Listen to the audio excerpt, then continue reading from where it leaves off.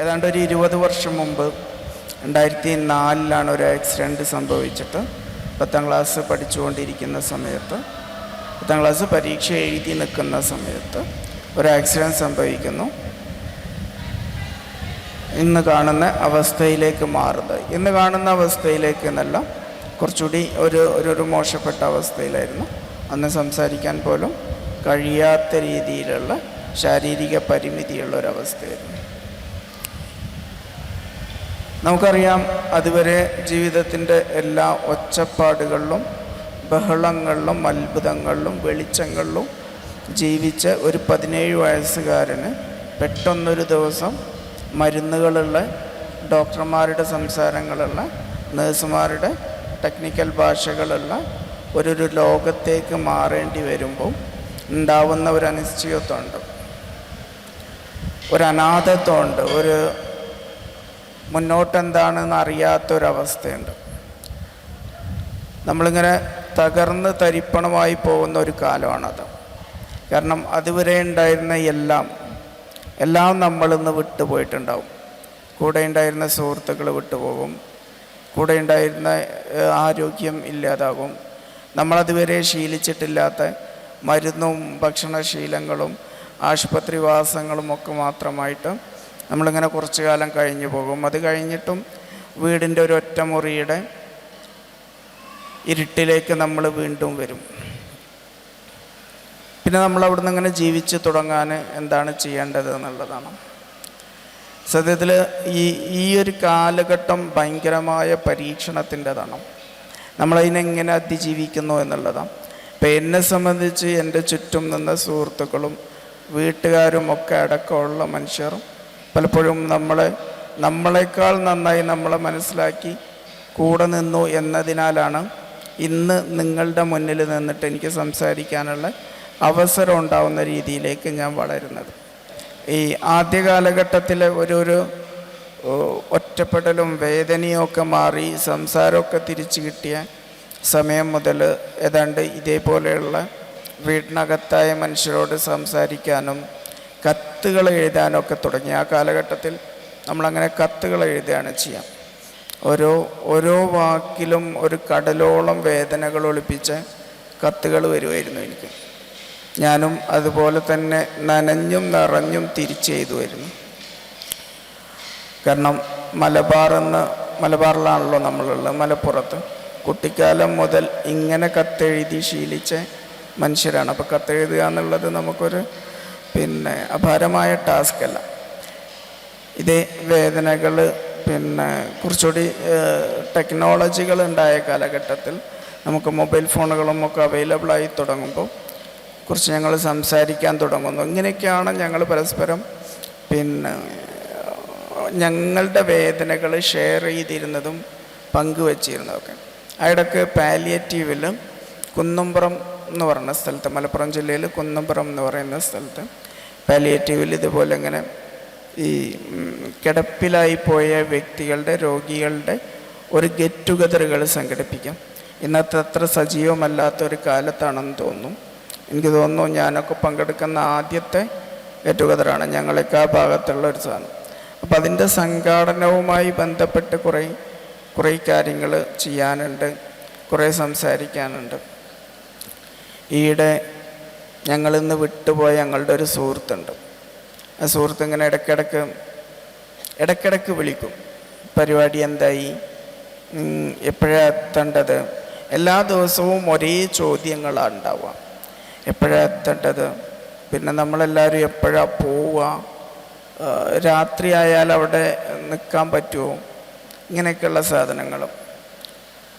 ഏറ്റവും പ്രോഗ്രാമിൻ്റെ തലേ ദിവസം ആയപ്പോഴേക്ക് നമുക്കിങ്ങനെ അതിൻ്റെ സംഘാടനവുമായി ബന്ധപ്പെട്ട് ധാരാളം പണികളുണ്ടാവുമല്ലോ, ഒരുപാട് ആളുകൾ വീട്ടിലുണ്ട്. അപ്പോൾ ആ ദിവസവും മൂപ്പരിങ്ങനെ അതേ വിഷയങ്ങൾ സംസാരിച്ചു കൊണ്ടിരിക്കുമ്പോൾ പെട്ടെന്ന് എൻ്റെ കൈവിട്ടുപോയി.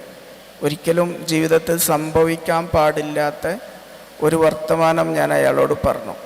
നാളെയാണല്ലോ ആ പരിപാടി, നാളെ വന്നാൽ നമുക്ക് കാണല്ലോ എന്ന്. മൂപ്പര് കൂടുതലൊന്നും പറഞ്ഞില്ല, വേഗം ഫോൺ കട്ട് ചെയ്ത്. ചെറിയൊരു ഇടങ്ങേറ് സംഭവിച്ചിട്ടെന്ന് എനിക്ക് മനസ്സിലായി. ഞാൻ അന്നേരം റൂമിലുണ്ടായിരുന്ന ആളുകളേക്ക് ഒന്ന് മാറ്റിയിട്ട് ഞാൻ മൂപ്പരെ വിളിച്ച്, ഞാൻ അങ്ങനെ പറയാൻ പാടില്ല, ഇങ്ങനെ ഒരുപാട് തിരക്കിലായതുകൊണ്ടാണ് പറഞ്ഞു പോയതാണ്. മൂപ്പര് പറഞ്ഞ കുഴപ്പമില്ല റൈസ്, എനിക്കത് സങ്കടമായി, എന്നാലും പ്രശ്നമൊന്നുമില്ല, നമുക്ക് നാളെ കാണാം. ഞാൻ പറഞ്ഞു ഞാനൊരിക്കലും പറയാൻ പാടില്ലാത്തതാണ്, എൻ്റെ അടുത്തുനിന്ന് പറ്റിപ്പോയി, നമ്മളിങ്ങനെ ഒരു ഫ്രസ്ട്രേഷനിൽ സംഭവിച്ചതാണ്, എന്നെ ന്യായീകരിക്കൊന്നുമല്ല, എന്നാണ് സംഭവിച്ചു പോയിട്ടുണ്ട്, നിങ്ങൾ ക്ഷമിക്കണം. മൂപ്പരിങ്ങനെ പറഞ്ഞ ഒന്നുമില്ലടോ, 6 മാസമായി ഞാൻ എൻ്റെ ഉമ്മാനെ അല്ലാണ്ട് കണ്ടിട്ട്.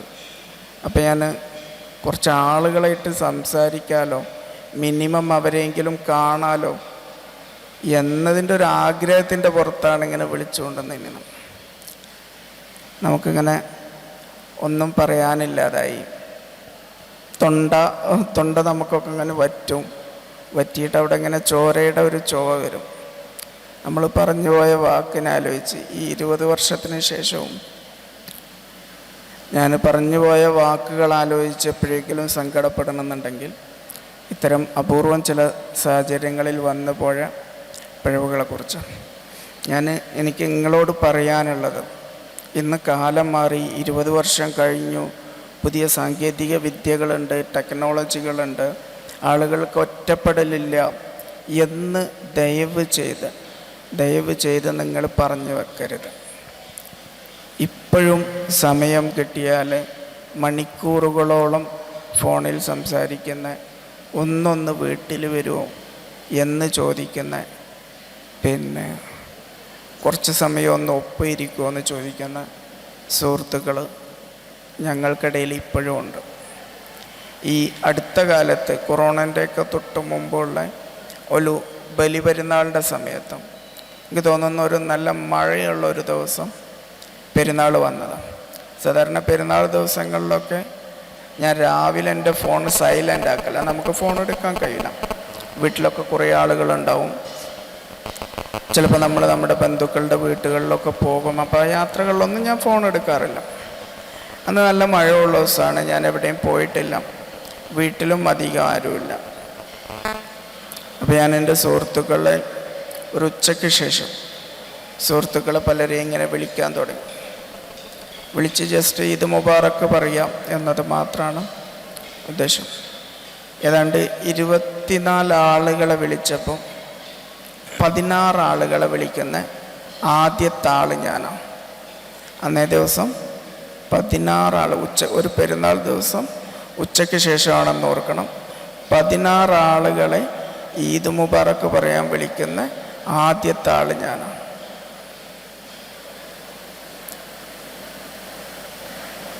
ഈ ലോകത്തെയാണ് നിങ്ങൾക്ക് പരിഗണിക്കേണ്ടത്.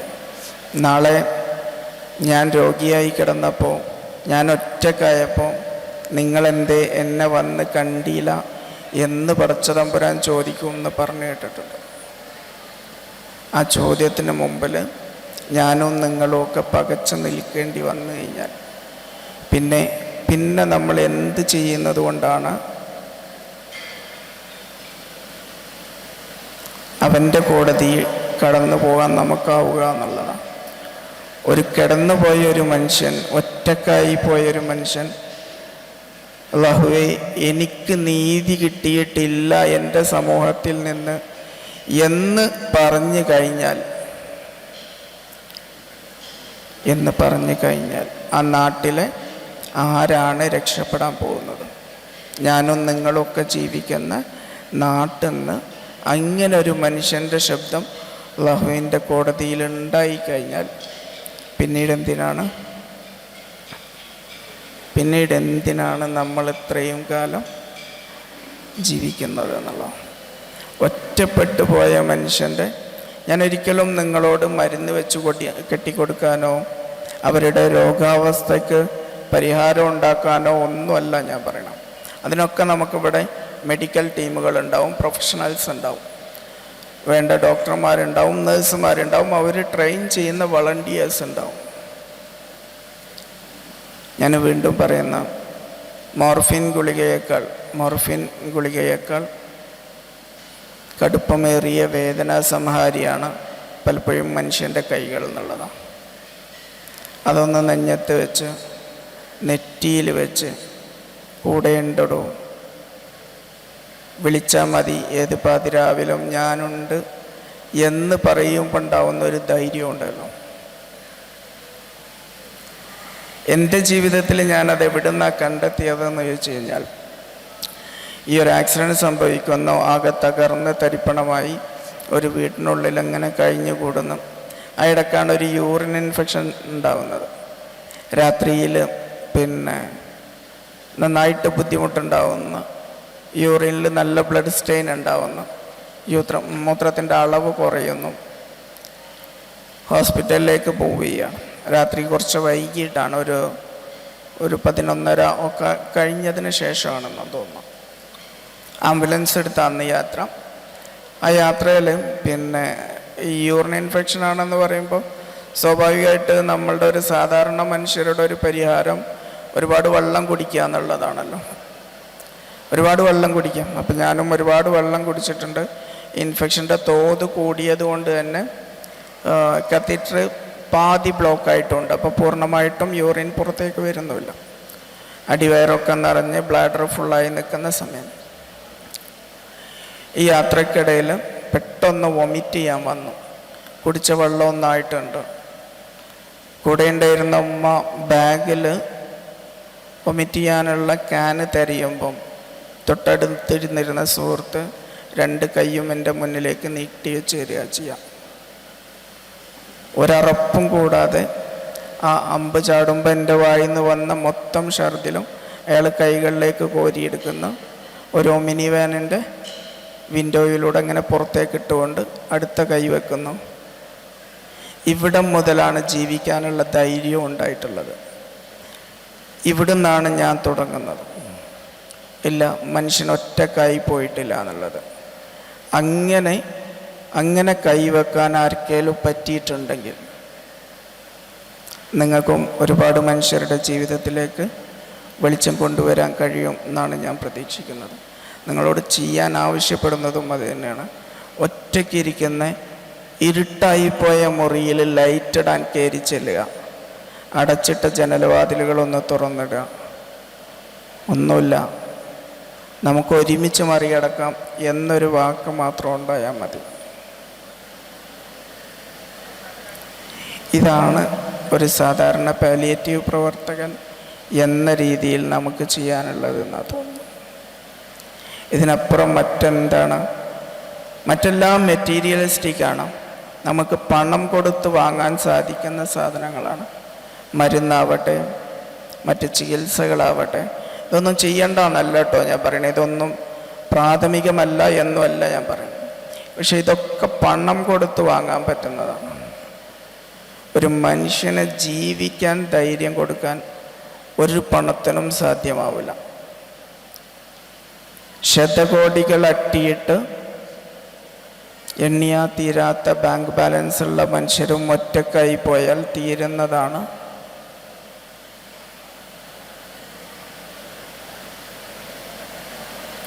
മനുഷ്യൻ്റെ എല്ലാ ആഘോഷങ്ങളും.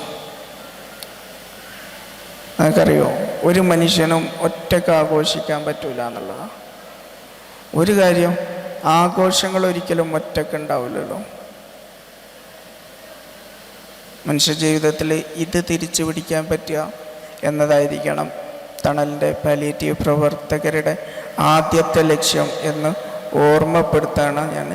ഇൻഷാ അല്ലാഹ് അതിന് നിങ്ങൾക്കാവട്ടെ എന്ന് മാത്രം പ്രാർത്ഥിക്കുന്നു.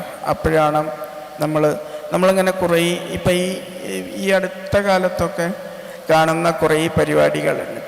എന്നുവെച്ചാൽ ഇപ്പോൾ നമ്മൾ നേരത്തെ പറഞ്ഞ പോലെ ഈ പറയുന്ന ആളുകളുടെ ഗെറ്റ് ടുഗദറുകൾ ഉണ്ടാവാറുണ്ട്, പിന്നെ ഇവരുടെ യാത്രകൾ ഉണ്ടാവാറുണ്ട്, പിന്നെ അങ്ങനെ പല ജാതി പരിപാടികൾ ഉണ്ടാവാറുണ്ട്. ഇവൻ്റ് ബേസ്ഡ്, അതായത് ഒരൊറ്റ ദിവസത്തെ ഇവൻ്റ് ബേസ് ചെയ്തുകൊണ്ടാണ് നമ്മൾ പലപ്പോഴും പാലിയേറ്റീവ് പ്രവർത്തനങ്ങൾ നീക്കിക്കൊണ്ടുപോകുന്നത് എന്ന് എനിക്ക് തോന്നാറുണ്ട്. പക്ഷെ നിങ്ങളൊന്നും ഓർക്കുക, 364 ദിവസവും പിന്നീട് ആ മനുഷ്യൻ ഒറ്റക്കായി പോവുകയാണ്. നിങ്ങൾ ആ ദിവസത്തിൻ്റെ ഒരുക്കത്തിന് മാറ്റിവെക്കുന്ന, അല്ലെങ്കിൽ ഇങ്ങനെയുള്ള ഇവൻറ്റുകളുടെ ഒരുക്കത്തിന് വേണ്ടി മാറ്റിവെക്കുന്ന ഒരു ദിവസത്തെ അരമണിക്കൂർ വേണ്ട, 3-4 സെക്കൻഡുകളുള്ള ഒരു ഓഡിയോ മെസ്സേജ് ഉണ്ടല്ലോ, എനിക്ക് സുഖാണോ, ഈ ഭക്ഷണം കഴിച്ചോ എന്നൊരു ചോദ്യം, ഞാൻ ഇവിടെ ഉണ്ട് കേട്ടോ, തിരക്കിലായതുകൊണ്ടാണ് വരാത്ത എന്നൊരു വർത്താനം,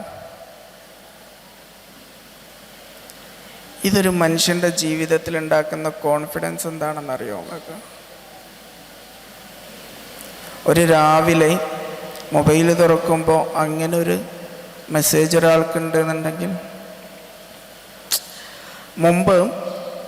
കുറച്ച് മുമ്പുള്ള കഥ, നമ്മുടെ ഒരു സുഹൃത്ത്, ഇയാളിങ്ങനെ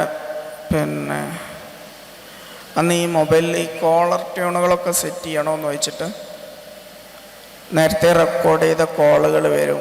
നമ്മളിങ്ങനെ അറിയാതെ കൈ തട്ടിപ്പോയി കഴിഞ്ഞാൽ ഏതെങ്കിലുമൊക്കെ കോളർ ട്യൂണ് സെറ്റാകും.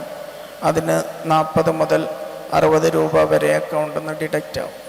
ഇങ്ങനൊരു കാലം ഉണ്ടായിരുന്നു. നമ്മുടെ ഒരു സുഹൃത്തിൻ്റെ കയ്യിൽ നിന്ന് നിരന്തരം ഇത് സംഭവിക്കും. അപ്പോൾ ഞാനിങ്ങനെ അവരോട് പറഞ്ഞ DND എന്ന് പറയുന്ന ഒരു സർവീസ് ഉണ്ട് മൊബൈലിൽ, അത് ആക്ടിവേറ്റ് ചെയ്താൽ മതി. അപ്പം ഇങ്ങനെ ഒരു കോളൊന്നും വരില്ല, ഇങ്ങനെ പ്രൊമോഷൻ കോളുകളൊന്നും വരില്ല. അപ്പം ഇങ്ങനെ വെറുതെ പൈസ പോണ്ടല്ലോ എന്നാണ് ഞാൻ അയാളെ ഉപദേശിച്ചത്. അവരിങ്ങനെ പറഞ്ഞത്, ദിവസത്തിൽ 1-2 പ്രൊമോഷൻ കോളുകളെങ്കിലും എൻ്റെ ഫോണിലേക്ക് വരുന്നുണ്ടല്ലോ, റെക്കോർഡ് ചെയ്ത് എവിടെയോ ഇരിക്കുന്ന ഒരാളുടെ ശബ്ദമാണെന്നുള്ളതൊക്കെ പിന്നീട് എപ്പോഴെങ്കിലുമാണ് ഞാൻ തിരിച്ചറിയാം. പക്ഷേ ഫോൺ എടുത്തിട്ട് ഞാൻ ചെവിയിലേക്ക് വെക്കുമ്പോൾ ആരോ എന്നോട് സംസാരിക്കുന്ന പോലുള്ള ഒരു ഫീലുണ്ടല്ലോ.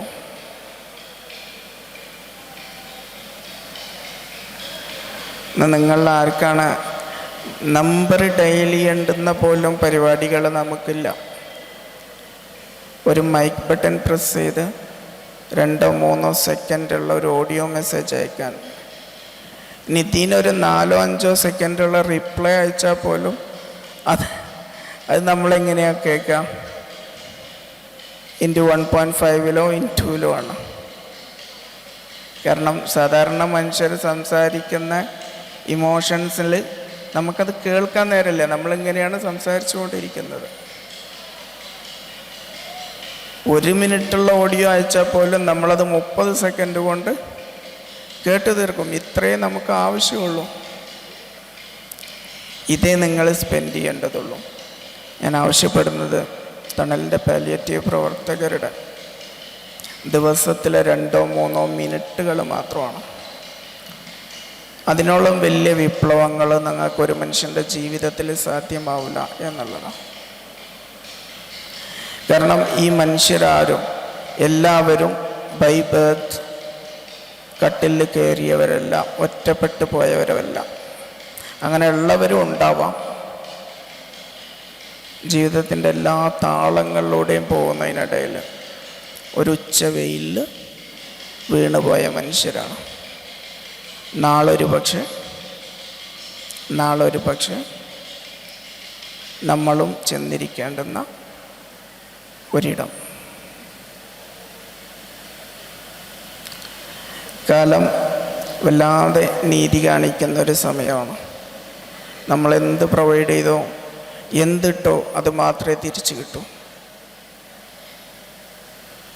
വാർദ്ധക്യത്തിൻ്റെ ജീവിതത്തിൻ്റെ ഒറ്റപ്പെടലുകളിൽ നിന്ന് അധികമാരും മുക്തരല്ല എന്നാണ് പലപ്പോഴും കണക്കുകൾ സൂചിപ്പിക്കുന്നത്.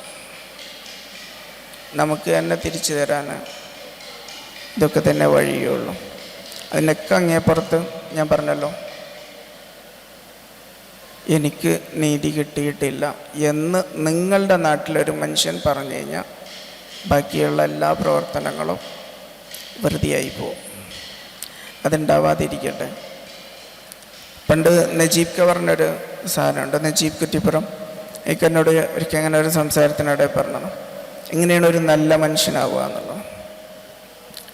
എനിക്കെൻ്റെ ഉത്തരം വളരെ വളരെ ലളിതമായിരുന്നു. എൻ്റെ തൊട്ടടുത്ത 4 വീട്ടിലുള്ള മനുഷ്യർക്ക് ഒരു ക്രൈസിസ് ഉണ്ടാകുമ്പോൾ അവർക്ക് എൻ്റെ മുഖം ഓർമ്മ വരുന്നുണ്ടെങ്കിൽ ഈ ഒരു മെച്ചപ്പെട്ട മനുഷ്യനാണെന്നാണ്. അങ്ങനെ എത്ര പേർക്ക് ഇവിടെ ഓർക്കാനുണ്ടാകും എന്നുള്ളത് നെഞ്ഞത്ത് കൈവച്ച് ആലോചിച്ചുകൊണ്ട് ഇന്ന് വൈകുന്നേരം നിങ്ങൾ തിരിച്ചു പോകണമെന്നും അതനുസരിച്ച് നിങ്ങളുടെ അടുത്ത സെക്കൻഡ് മുതലുള്ള ജീവിതം ക്രമപ്പെടുത്തണമെന്നും ആവശ്യപ്പെട്ടുകൊണ്ട് നിർത്തുന്നു. ജയ് ഭീം.